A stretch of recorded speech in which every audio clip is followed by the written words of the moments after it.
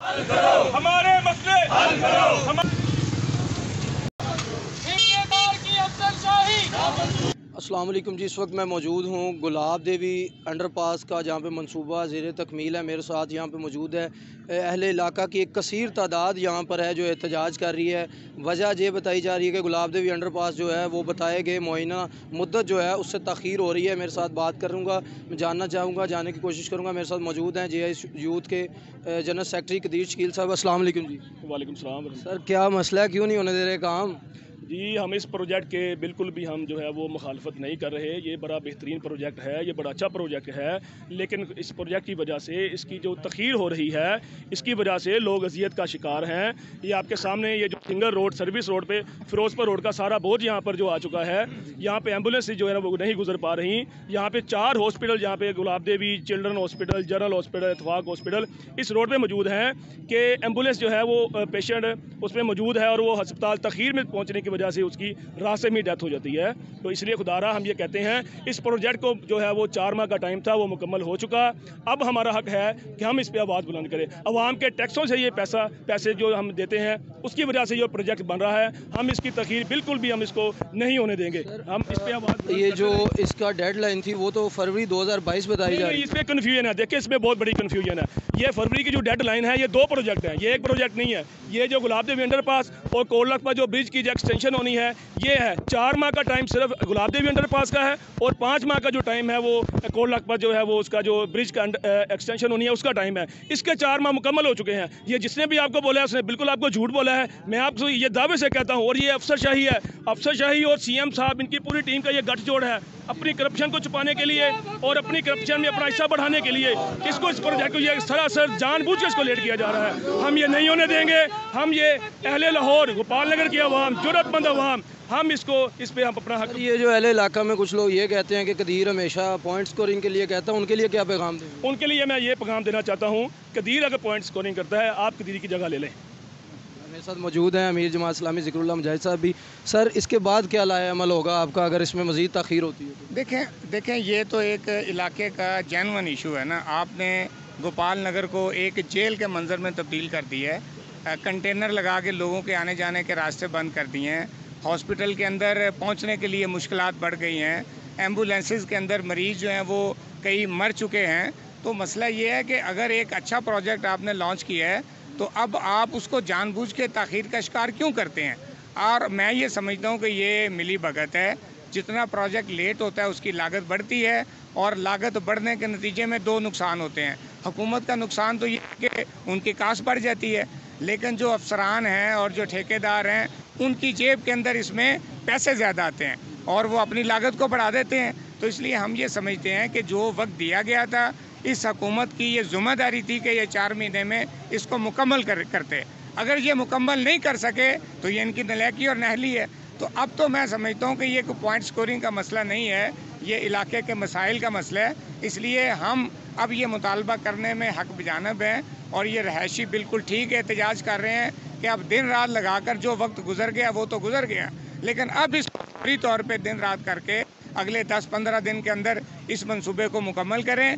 अगर ये जानबूझकर ताख़ीर करेंगे तो इंशाल्लाह ये एहतजाज जो लोग कर रहे हैं, जमात इस्लामी लाहौर इनका साथ देगी और हम बिल्कुल हक रखते हैं कि जो हुक्मरान बैठे हैं ये जो वादा करते हैं ये इसको पूरा करें। अगर ये पूरा नहीं करेंगे तो फिर इनको इसके लिए तैयार रहना चाहिए। एहतजाज भी होगा और इनका घेराव भी होगा। जी, ये मेरे साथ JI यूथ की जनरल सीनियर क़यादत मौजूद थी, जिनका कहना था कि अगर किसी भी किस्म की मज़ीद तख़ीर की तो अहले इलाका अगली मरतबा यहाँ पे नहीं रुकेंगे बल्कि फ़िरोज़पुर रोड का रुख करेंगे और CM हाउस के बाहर, गवर्नर हाउस के बाहर भी एहतजाज करेंगे। जनरल सेक्रेटरी जनूबी लाहौर जनाब यूनुस एडवोकेट साहब, जिनका ताल्लुक़ गोपाल नगर से, ये इनसे पूछेंगे कि इस मसले के मतलब ये क्या बयान देते हैं। देखें, ये प्रोजेक्ट एक बहुत अच्छा प्रोजेक्ट है और आवाम की फलाह बहबूद के लिए एक अच्छा प्रोजेक्ट है। हम इसको अप्रिशिएट भी करते हैं, लेकिन इसके अंदर जो हुकूमती टैक्टिक्स इस्तेमाल किए जा रहे हैं, हमारे भी इल्म में है कि किसी भी प्रोजेक्ट की लागत को जो है बढ़ाने के लिए उसको तूल दे दिया जाता है।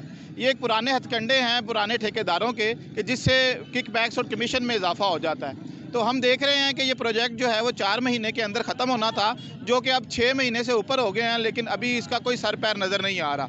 तो हम हुकूमत वक्त से ये जो मुतालबा कर रहे हैं आज, ये एक जायज़ मुतालबा है کہ ہماری آبادی کی جو مین شاہراہ ہے اس کو بلاک کر دیا گیا ہے اور بڑے ہی برے طریقے سے جو ہے تمام آبادی کو جو ہے محصور کر دیا گیا ہے۔ ہمارے بچوں نے جب صبح اسکول جانا ہوتا ہے، اگر ہمیں دفتروں کے لیے نکلنا ہوتا ہے تو ہم ایک بہت لمبا جو ہے وہ راستہ اختیار کرتے ہیں، جس کے اندر ٹائم وقت جو لگتا ہے وہ بہت زیادہ لگتا ہے، اور ٹریفک کی بلاکیج کی وجہ سے ہم دفاتر کے اندر اور اسکولوں کے اندر بچوں کو چھوڑنے میں تاخیر کا شکار ہوتا ہے۔ تو حکومت وقت کو ہوش کے ناخن لینے چاہیے اور ہر جگہ پہ یہ جو حرام خوری ہے اس کا مظاہرہ نہیں کرنا چاہیے۔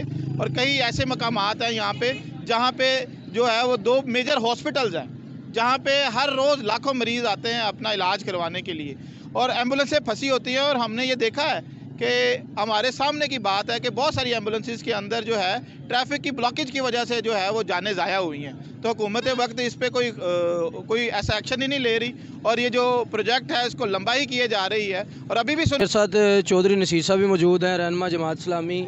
جناب، لوگوں کا یہ تاثر دیا جا رہا ہے، لوگوں کا یہ کہنا ہے کہ جب سے بزدار صاحب یہاں پر آئے ہیں، یہاں سے وزٹ کر کے گئے ہیں، اس کے بعد سے کام زیادہ سلو ہو گیا ہے۔ کیا اس بات میں کوئی حقانیت ہے؟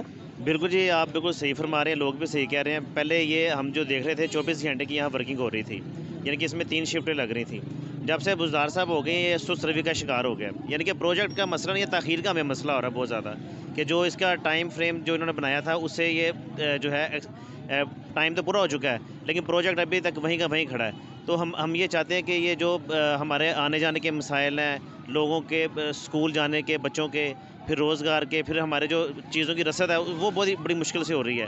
نہ ہمیں اچھی یہاں سبزیاں ہمیں مل رہی ہیں، وہ بھی باسی سبزیاں مل رہی ہیں اسی پروجیکٹ کی وجہ سے۔